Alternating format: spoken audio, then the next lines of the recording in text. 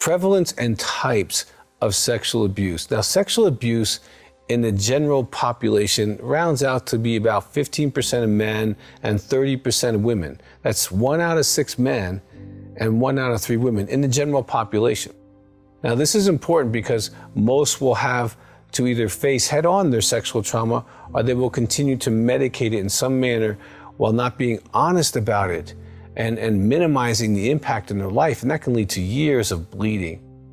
As a counselor for over 35 years, I have always asked about the sex history of my clients. I ask the age of their first sexual encounter, as well as the other person's age. I'm astounded by the fact that so many people, I am the first person they've told about their sexual trauma, or that they realize that their first or early encounters were sexual abuse.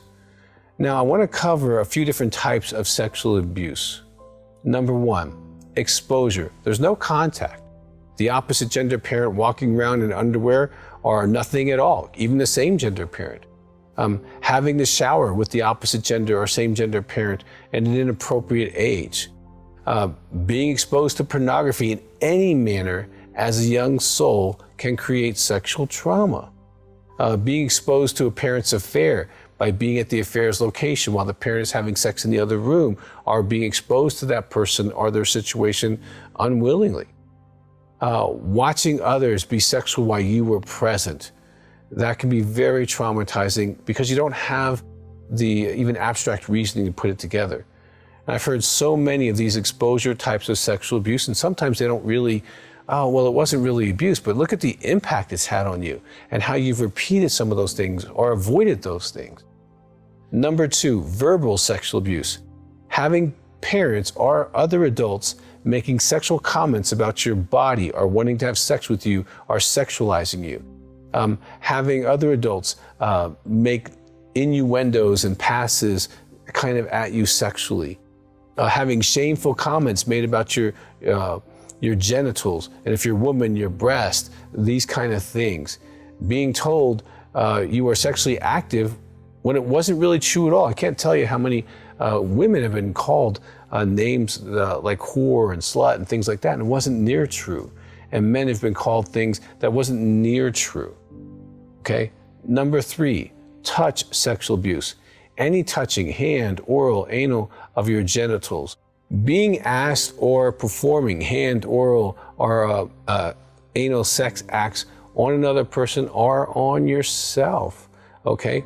Number 4, penetration sexual abuse. Any penetration of your body orally, vaginally, anally, by anyone or with any object by another person is sexual abuse. Violent sexual abuse. This is the person or people use violence during sexual abuse, where there might be multiple people, it might be a gang rape, it might be other people watching, okay, using a gun or a threat or just their physical size. This would include all forms of rape by either gender, male or female, or threatening violence if you tell someone. That would be all kind of the violent sexual abuse. Now, seduction sexual abuse is a little different. The person builds this special friendship and they seduce you into sexual participation, and they give you a positive spin about your sexual abuse, that you're special, that they fell in love with you. They wouldn't do this otherwise, but you're so unique. And it's a seduction sexual abuse.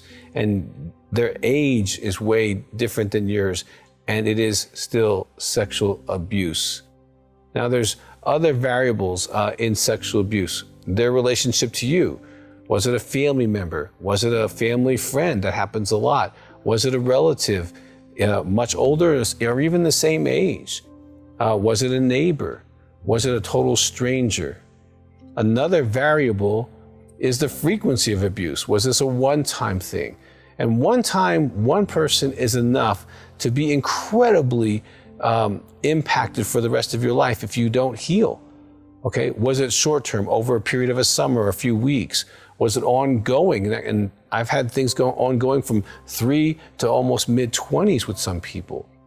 And so was it an ongoing thing? That would have a huge impact on you.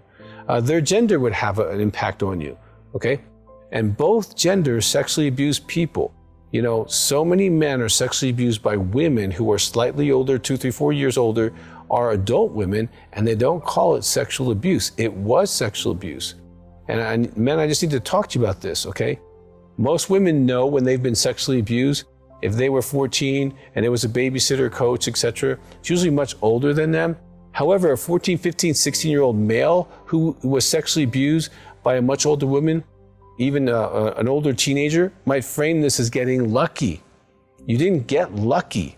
You got used and sexually abused. You're a sexual abuse survivor and will have symptoms from this trauma.